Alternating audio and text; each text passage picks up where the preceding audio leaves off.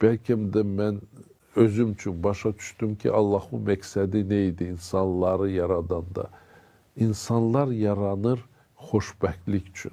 O bizi yaranmır ki, biz bir-birimizə nifrət eləyək, öldürək, qıraq, zorlaçılıq. Onda niyə görə? Məqsədi nə olub? O inanırdı ki, biz insan kimi yaşayacağıq. Amma indi onun günahı deyil, bizim günahımızdır ki, biz insan kimi yaşamaq istəmirik.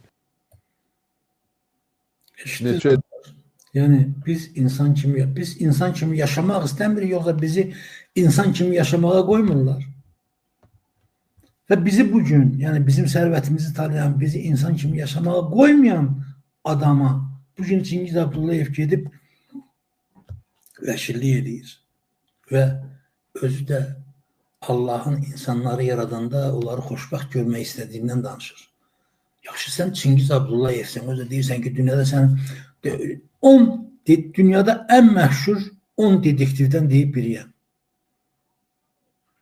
Yaxşı, əgər sən bu 10 dedektivdən birisənsə və sənin fulana ehtiyacın yoxdur və yaxud da səni məcbur eləyən nədir ki, İlham Əliyevə yaltaqlanırsan? Mən bu əsas məsələ dostlar, bax, mən aşmaq istədiyim, demək istədiyim məsələ budur. Bax, sən niyə? Nədir səni məcbur edən?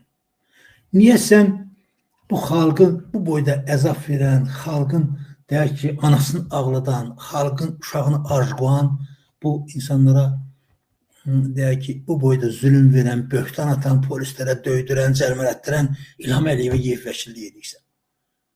Özü deyirsən ki, Allah insanları yaradanda demiş ki, bir-birinizə nifrət edin filan.